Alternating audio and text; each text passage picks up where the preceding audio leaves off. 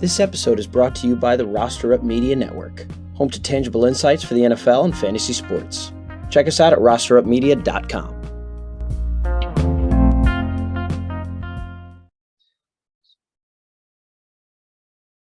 Perfect. There we go. Is it going? It's going. It's going. Let's go. Yo, welcome back to the Giant Up Podcast. This is probably back the most exciting. This is the official announcement too, Riv, of announcing you as co-host. We officially have a co-host co-running Giant Up. Justin Rivera, dude. It's official. Hey man, every time me and Joe get together, we chop it up. It's freaking great. Best friend my whole life. Nobody I'd rather do this with, and with no other team than the G-Men. Than the freaking G-Men. And it's another full-blown victory week. Another more smiles on our faces. You guys might not be able to see them, but we're grinning. Yeah, you won't be able to see them, but we're absolutely stoked. Another win. They won 20-12. They beat the Chicago Bears. What were your thoughts? I mean, it was a ridiculous game. We didn't have a ridiculous game. I was in the seats watching. I went live in the rain. I was sitting there getting rained on, didn't care. And it was awesome. I mean, it's another gritty one, and we were talking about this last week, and I think one of us said it's not going to be pretty, but we're pulling out wins, and everybody loves Dable. And I mean, Daniel Jones, I thought he played great. Yeah, he did. I think he did everything he could. That's what I said. I think he did everything he could. We had no receivers. And the whole fourth quarter, he had no ankle, and he had to play because Tyrod Taylor immediately got hurt for a little bit. Yeah, literally, Saquon was playing quarterback at one point, which was absolutely insane. Our defense played so well. I will say this. Tyrod threw that pick, but that game might not end the same unless he literally risks his – he went full Tua mode and got us that first down. We might not win the game if we don't get that first down. Yeah, it was insane that he was like, fuck it. Like, I don't care. He straight up sent it. He was like, I don't care. Like, this is actually my opportunity to play. This kind of sucks, but I'm going to have to just actually knock myself out of this game to get this first down. And he's a fucking winner, and I think that's a part of what we've been talking about. It's the culture, and everybody's bought in. Everybody's bought in, man, and I love that. Cody, sorry I dropped an F-bomb, but I got to drop one F-bomb for Tyrod Taylor because Cody, I'll keep it clean. Cody, don't worry. We got to get him healthy. Yeah, don't worry, Cody. Don't worry. One thing I will say, and I'm going to get this out of the way early. Do it. I'm not a fortune teller or anything. What did I say my bet of the week was? Damn it. Do you remember? No, I don't. Daniel Jones over rushing yards. Yeah, you did. You did say that. Damn. And I should have sprinkled in rushing TD because he got two of them. I mean, we both said that Daniel Jones was going to run for a touchdown. I didn't know he was going to rush for two. I thought, dude, my prediction for the game last week, let's talk about that for a second, was that the Giants were going to win 23-9, which they should have scored 23 points. Graham missed a chippy. Yep. And it was basically should have, but it was 20-12. It was extremely close. I said there's going to be two rushing touchdowns, and the rest of I knew we weren't going to give up a touchdown to the Bears. Wink Martindale's been too good as the defensive coordinator, and Justin Fields has been too bad. He's been bad, and I will say this though, it's like the Bears were like they use him so weird. Yeah, dude, they're just like a shit show. Like it's cool running into teams because we were that shit show the last. No, we were, and now we're running into the other teams that are worse off. Yeah, like I was like, wait, they have like a couple weapons. Like some of those guys on that team have just disappeared. Mm-hmm. Yeah, but like going back to the G-Men though, like the reason I loved that last week is because I think those couple of runs that DJ just kind of broke out on his own and we got some big first downs. I think Dable was kind of like, let's start getting these design run plays for him. Like he could do this. And I think DJ also in his head, knowing how much he's been getting rushed and stuff, is kind of preferring that. I think the balls, like things are starting to click. Yeah. You know what I mean? Like, I think 100%. He's like, wait, like I could use my legs. Like, and he's gotten way better at kind of, protecting himself a little bit. Like in terms of like a couple of years ago when he was running, I'd be like, oh my God, please stop running. Like slide, please. Yeah, he's been fumbling. We haven't really seen much fumbling this year. No, we haven't. Really great. He's been secure with the ball. And I think it's just opening up our offense at a time that we desperately need it with the lack of weapons at the wide receiver position. I mean, Saquon is. It's like, could we give him some of Kenny Galladay's money? Is that legal? Yeah, no, we should actually. Kenny should be paying him also on the side. This is like when you get like a normal 9-to-5 job, and then like you're doing all your work, and on Friday you're like, "Oh, I'm done with all my work," and then your boss is like, "Oh, here, take more work." Saquon's just like, "All right, yeah, I guess I'll just do everything." And Kenny Galladay's that dude at work that just sits there and chills and does nothing the whole time. Yeah, and I guess like his attitude hasn't been awful about it, but he's not being like a great. I think he's there. Yeah, he's just existing. He's just literally existing, and it's barely existing. Yeah, and I wanted Kenny Galladay or Darius Slayton, one of them, to step up. I mean, Slayton had a huge drop. I was like, yo, you had a chance. Drop, dude. That ball thrown to him. I was like, yo, you had your shot. Like, that was it. Like, yeah, completely agree, dude. It was like not the best ball, but he's got to catch it regardless. Like, we have some practice squad guys playing this week, dude. Yeah. Oh. And Daniel Jones is playing. Yeah, we'll get to that for sure. And Daniel Jones is playing. We don't know how healthy he truly is. I think we're just desperate for a QB. No, we are. I agree. I mean, is there any update on Tyrod? Tyrod's out. Yeah, I think it's brutal, man. Still in the concussion. Dude, I love Tyrod though. When he came in and he did that, I was like, wow, let's go. I was like, let's go. Yeah, like I'm very confident. Like DJ is a guy, and it's unfortunate that gets banged up a bit. He does. I think he knows it's going to come with the territory a little bit. Yeah, like and that's why, like, I'm confident when Tyrod goes in that he can run this offense similar to the way DJ does. Like, he's very much a similar type of quarterback. Like, dude, I was screaming. I was like, I think it was a third down. I think it was a third and short. And I was screaming, run a read option to Tyrod because they just won't see it come. Because, like, he wasn't supposed to play. Like, they think we're definitely going to go to Saquon. Tyrod's got wheels still, and he got the first down. Yeah, completely agree. And that, again, I can't even explain how huge it was. The stadium went absolutely bananas when he got that first down. I mean, being in MetLife was just so different than the past few years that I've been. Like, the vibes, everything is just people walking around with smiles on their faces, like the seats filled up, staying 4 quarters. It was great to be there. And then in that environment, it's like, you know, a couple of years ago, I would go to a Giant game, and then people like, by week like 9, people will be like, yo, you want to go to the Giant game? I'd be like, oh, not really. Watch it from home. Not really. Not really. Dude, that's beautiful though, man. That's a beautiful thing that the vibes are. Oh man, you would have loved it, dude. You really would have loved it. I wish you were there. Sick. I wish I was there too. So for a Giant win to move to 3-1, that's phenomenal. Yeah, I think an MVP trophy obviously goes to Saquon, who finished with 146 more rushing yards. And leading the league. Leading. Yeah, leading the league. Leading the league. It's and really low key, not talked about enough I'm all over Twitter, Giant Up. Before this show knows I'm a big Twitter guy. I follow my topics, all my teams, Giants, Yankees, Knicks. I'm seeing stuff every day. I follow all major accounts, and I'm not seeing any, like, you know, Saquon Barkley like MVP like leader right now. Like, He is. I think he deserves to, like, for now, like, it's a long season, but like the Giants are 3-1. Like, through the first 4 games of the year, I think Saquon should 100% be in an MVP discussion. I've never seen a running back like alone win you games like Saquon has done. Since Adrian Peterson, when he came back. Yeah, literally. Since Adrian Peterson came back and was just destroying everybody. Like, he is that good right now, and it's actually insane. That's what's sick. I mean, he'll be ready to go on Sunday. But watching him run is just so nuts. In person, it's just like, and I'm not sitting close. I was in like section 109, but I was just like, this guy is, it's nuts. It's literally nuts. He's just like so shifty. When he gets out in the open field, it's insane. And I was actually talking to my buddy Tom, who's actually over there, and I was like, who do you like?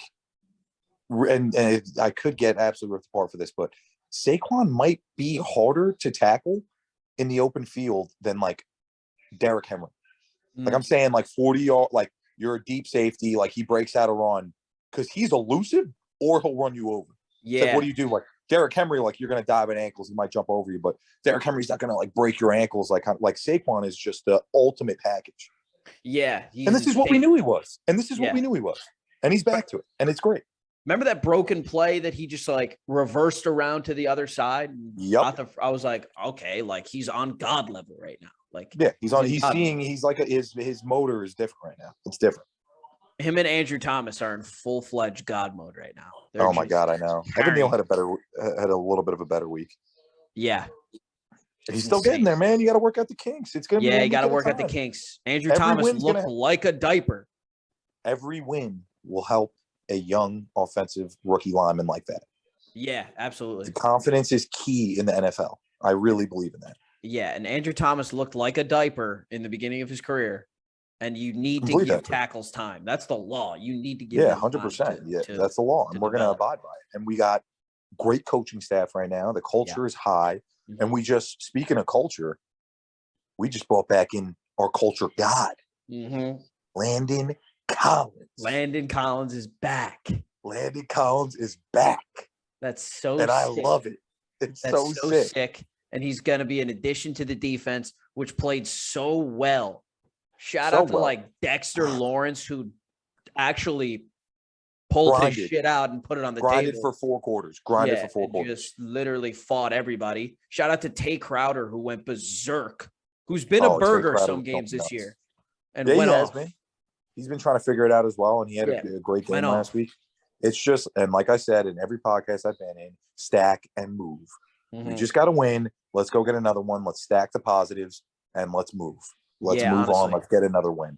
Let's keep building on what we're growing here, man. And I love it. And this is like completely different than any podcast we've done before, because, you know, by the time it's whatever week it is, we're like, what's going wrong, man? Like, there's some, the wide receivers it's not a great situation right now, but I think I'm just so confident in our coaching staff and like the organization right now that like, I think that we're just going to figure it out somehow.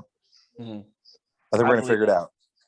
What do you want to? You want to transition to some questions? I think we had at least one reply to that tweet we sent out. We did have a question. We did have a fan question. Let's pull up that fan question. It was actually a really good question too. I think it was a few. I think it was a few.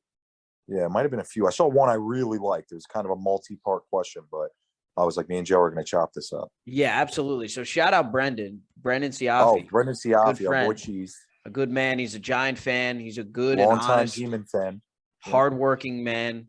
You know, he's a wake up and attack the day kind of guy. And just shout out to that guy. He's your classic Giant fan, man, and I love it. Love the guy. Yep, he's just a hard nosed guy. He's the Blake Martinez of Giants fans. He is. Work as hard as he can. Martinez of Giants fans. He's gonna fight with what he's got. You know. Oh yeah. Oh yeah. He said. What do you rip us with? Yeah, he had a few questions. He said, the first question was, any sleeper players that you have been pleasantly surprised with? So what do you think? You first.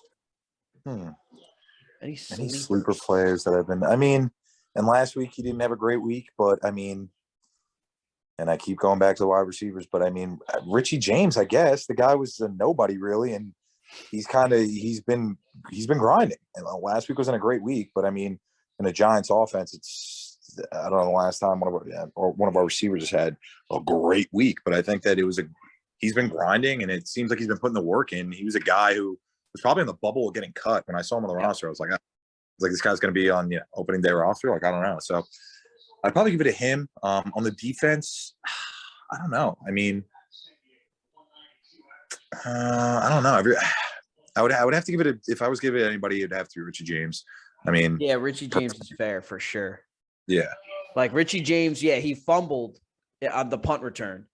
But other than that, like this entire year, he's been every other receiver on our team, with the exception of like Sterling Shepard was having a really bad game and then tore his Achilles. He wasn't playing too bad some other games. But every receiver in our receiver room right now has been playing like below expectation, and he's the only one that's raised the expectations to the next level. He's the guy that people are like, some of these older Giant fans probably like, Richie James, who's this cat? Yeah, he's just a random dude who's, like you said, like probably I thought was going to get cut, and then just randomly makes the team, and he's been effective. Like he's been one of the more effective and consistent, except for last week. I think he's going to bounce back and have a good week. The only reason he did that is because he was on my fantasy team. And So giant do players I. don't I do think well that with them on last the week was fantasy also a team. little bit different for him. He kind of went from he was like, it was almost like he was playing those first 2 weeks and he was like, I'm going to earn my role. He's running his routes hard and he was really producing for us. And then I think last week it was kind of like, I wouldn't be surprised if the coaches literally went to him like, you're the guy this week for us right now. Like, Yeah. we're going to need you, which is a pressure that he's probably really never felt in the NFL. Yeah, I agree. That's a big change up for a guy like that. And I think that, again, like you said, I think he's going to come back this week and be headstrong and be like, all right, let's get out. Let's get another win. Let's get out there and let's get a win. I like that, man. I like Richie James for definitely a sleeper guy. Like there's been a lot of guys playing well. I mean, you could even say possibly Saquon. Like, dude, Saquon's been playing so well that no one even remembers how low everyone was on him going on into him. Year. He hasn't been as effective as he was in his rookie year for 3 years. It's like people just are deleted. Yeah, it's like people deleted the last couple of years. Yeah, so like honestly, Saquon just out of nowhere returning to maybe not even like playing as well as he did his rookie year, maybe even better. Like this 4-game stretch that he's had has just been insane. Like he's just been doing everything he could. I think he's going to keep it up, and I think he's going to be a big part of our offense. And I think it's going to be really tough for defenses to play the way they want against him because of how creative Dable is. Like I really believe in that. I think that when you have a good back like Saquon, and you have a good coach like we do, I think things will just continue to keep clicking. I think there's a way to contain him, but I think he's going to get his every game. It's kind of like I think he has that mentality too, where he's like, I'm going to go out and I'm going to get mine. And I think everybody knows that too on the field and in the Giants locker room. They're like, all right, he's going to get his. And I think it'll get to a certain point where we'll be able to get a little bit even more creative than we've already gotten so far this year. Yeah, and when we get guys back and they're healthy, then it's all going to start clicking, man. It's just, I see it. It's all going to start clicking for sure. So that's definitely, that's a good question, man. And we got another, he had 2 more questions. I like these questions too. His second question, which I just had up and lost. Damn it. The second question was, I'll give you a little heads up. Okay, here it is. It was opinions on Daniel Jones' overall play through 4 weeks. I can go first on this one if you want. You want to go first? Yeah, because everyone knows. Yeah, you always have a steady opinion. Yeah. Yeah, everyone who knows me knows I'm highly critical of Daniel Jones. You are. And you have been.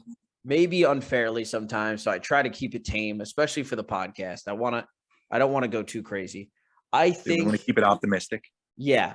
And I think that there have been some disadvantages. Obviously, the offensive line, other than Andrew Thomas, hasn't been playing that well. The receiver room has just been putrid. So it's hard when things like that happen. But I think he's benefited a lot from having the best coaching staff to date in his NFL career. Mm-hmm. I think they've found strengths in his game and they've utilized it. I think he's really good rolling out. I think he's really good with the football in his hands when he's moving outside the pocket. His play action fakes, as bad as the Bears are in general, like they just looked like that last game was like very eye opening. It was very good, like very patient with his clean, and was just completely blowing people out of the water on the Bears. They had no idea what was happening with those fakes. So I think that they were able to really find some strengths with DJ. But I'll say this, and I'll leave it off at this for DJ. Mm-hmm. If there are 20 quarterbacks in the NFL that are better than your quarterback, then you need a new quarterback. And I think that there are some strengths that we've been able to find, and he is working as hard as he can and doing everything he can to help the Giants win games. But I think we should move off him. And obviously there's a long way to go. He could just continue to improve and blow everybody out of the water. But if he just remains like this still, I won't harp on him only having 71 passing yards last game. But if you're a next level quarterback, it don't matter even who your receivers are. You'll throw people open. You'll put the ball on the money to people and you'll make shit happen. Agree. So I think we should move off from Daniel Jones unless we see something crazy happen the rest of the year and he starts stepping it up and launching like 4 touchdowns a game. Because he does have clear limitations as well as they do find the strengths with him. There are clear limitations. And you know what? I don't think that's you being pessimistic. I don't think any Giants fans are really married to Daniel Jones. Not that they don't. I think there's definitely there's a big difference between, not liking your court. Like it's nobody's rooting against him is what I mean. My thing is his stats they're not flying off the sheet. Mm-hmm. They're not no eye openers. And I completely what you said. With the top, like if you don't have a top 10, you have to want to have a top 10 QB to be a great team. Yeah, like I'm tired of not like I want an elite. I want to make a push to try to find an elite quarterback. Start draft a different quarterback next year, 100% in the first round. And it's get a funny quarterback. that you said that because some of our buddies that are Jets fans, and this isn't a dig or anything, but do you remember when they were like, yo, we should go out and get Jimmy G? I'm like, Jimmy G? You're gonna go out and get what I don't even know where I would put him now. What is it, the 20th best quarterback? Maybe. Yeah, he's a winner. Might be. He's a winner. Like in a great system. I think there's guys that can win games. Like I think DJ's the perfect example of like he's talented. He has flashes of like excellence, and but I think that it's like you could have a guy that like Kirk Cousins to me is like a guy like. You have a good coach, like he's a smart quarterback. He can win you games, but there's categories. There really is, and like there's levels. But then again, the coaching's so huge, and I think that's super apparent right now in the NFL when people are looking at this crazy decline that Russell Wilson just took. Yeah, it's crazy. Crazy decline. It's really insane. Yesterday, that game was like couldn't even watch it. The game was disgusting. It was disgusting. I saw people on Twitter asking at Amazon Prime, "Give me my money back for this month." Yeah. Like it was that bad, and it's insane. It's like it's crazy, and it's crazy too though because when you see quarterbacks that are great with a lack of weapons. I mean, Brady a couple weeks ago, his best receiver was Russell Gage. Right now, they're having the Packers are pretty much having mid-season tryouts right now. Rodgers is throwing the ball to like 18 different dudes this year already. It's crazy. Like it's like he's like I don't even know what to do right now, and it's crazy, and that's how. But it's cool because this year people are seeing how big the little things are. It's like how big the little things are. You can't, it's not just, it's not like my analogy would be like in like baseball, like somebody gets hurt and like the Yankees have done it, like next man up mentality. Like good receivers and mediocre receivers are very different from each other. And I think Giants fans have seen that more than anyone. Yeah. 100%. More than anyone. We've had great receivers and we've had mediocre guys, and those seasons have been very different from each other. Yeah, like Daniel Jones is going to be a quarterback that's going to need an elite wide receiver with him, and elite playmakers around him, and he will be good enough with those elite playmakers to be good. He's not good enough himself to overcome having a bad wide receiver room, and I'll say that about him. And that's no knock on him. He's been doing everything he could. We are still 3-1. There is no 100%. Knock on what he's been doing. We're not rooting against that, but I do want to move off him. I completely agree with you. I mean, what'd you just say? Like, it was like, lose my train of thought. But it's like, like he's not gonna make anybody a elite receiver. And I think that the thing is that besides the fact of having an elite receiver to make our quarterback good, from a game planning perspective, it changes everything. And if sports are very more complex than people think, it's not just a bunch of guys go out there and suit up. It's like choreographing a dance. It's like playing checkers. It's very, very strategic. And I think that one of the things that backs us against the wall, and it's going to continue to until we get some weapons from the receiver position, is it makes it a little bit easier for defenses to plan against us. It really does. Yeah. It's got it. It's just, and I hate to say it, but it just literally has to. Yeah. When you have a guy, if Kenny Golladay was doing what he was supposed to do, that changes the game. Right. If Kadarius Toney's healthy, when he's in the game, for whatever amount of snaps he's playing, the defense is going to think something differently of when a guy like that is on the field. 100%. All that stuff matters. It's all relevant. That's facts. That's facts.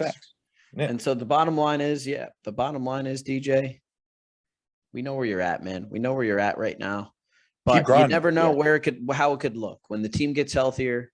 Some position players get healthier. Hopefully the receiver room bumps up a little bit. We're not going to rule out Odell potentially coming to the Giants. I mean, he's been very buddy-buddy. He's been talking to Sterling Shepard a lot. For us to get to that. Yeah. Been talking to Saquon a lot. Like he still has to rehab. I've seen a few things that he's not going to be ready to play till like sometime in November. I'm seeing like second week in November. Yeah, I'm seeing that kind of timetable. So he's probably not going to. Which is right around the corner, though. It's right around the corner. Football season goes quick. It's already week 4. Yeah, and it's chill enough. Like he may not have went to the Giants facility the other day for a meeting, but it's chill enough where he's going there and he's chilling. Like he's still homies with Sterling Shepard and Saquon. Yeah. Like there's a lot. Like he just went out and got his ring. Like he went out and got a Super Bowl. He could push to contend for another one, man. Yeah, he still wants to play football, man. He wants to play football, and I really think like with this coaching staff. Like it's a good enough coaching staff that Odell would want to be a part of this team. The culture's been good enough. Like we're 3-1 still. Like we might not be contending for a Super Bowl, but we're like I think he'd want to be back in New York with the Giants. Like I think there's some part of him that wants that. I think he's got and I think he's got a good ego in a big way right now. And I think if you're Odell in a situation that you're in, and ever since he left the Giants, he wasn't able to find great success. He had a good year with the Rams last year. Yeah. The Browns year was an absolute mess. And I think that this is a really good situation for him to come into and kind of put on the big pants and be the guy. Yeah. And I think he's good at being the guy. I think that's when he's his greatest. Because that's when he's his greatest. Even those games last year when he played great for the Rams, he was the guy in the game. Mm-hmm. He wants to be the guy, and not in a bad way. I don't think personally, and I think that even if it might be in a bad way, it's something that the Giants need right now. Somebody to kind of come in, step in the huddle, being like, "Yo, like look for me right now." Like we don't have any of that right now, right? And dude, and maybe we do, but I just don't think in my mind I don't see that. No, I don't think we do. Like obviously, he would just be the perfect fit if he's looking to not like push for a Super Bowl this year. The Giants are the perfect fit. There's no doubt. Like our receiver room's messy. We're just piling up the injuries. Yeah. And it would just be, you made a great point. Like he needs to be the guy, and he 100% would be the guy if he came back. And like, I agree. And it would just be too perfect of a fit. And we need OBJ back. And hopefully in November he comes back. Like we just brought back Landon Collins, and like, that just gets me so hyped for potentially bringing back OBJ. And you hope he returns to form when he comes back, because he has been banged up with the injury.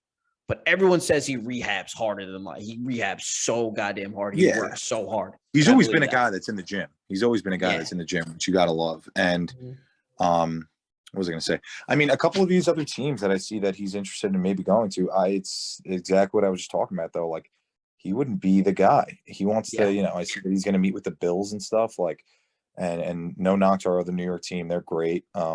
Shout out our buddy Andy, but Bills up Pog. But I mean, they got Diggs over there. They got Gabe Davis, who hasn't even done much yet. Yeah. This year, Isaiah McKenzie starting to get really involved in that offense. I think that, and I think that if it depends what Odell wants at the end of the day. If he wants to go win another ring, you could go to the Bills. Have a little bit better shot maybe. But if you want to come and kind of revamp, I think is the word. Be a part of the new culture.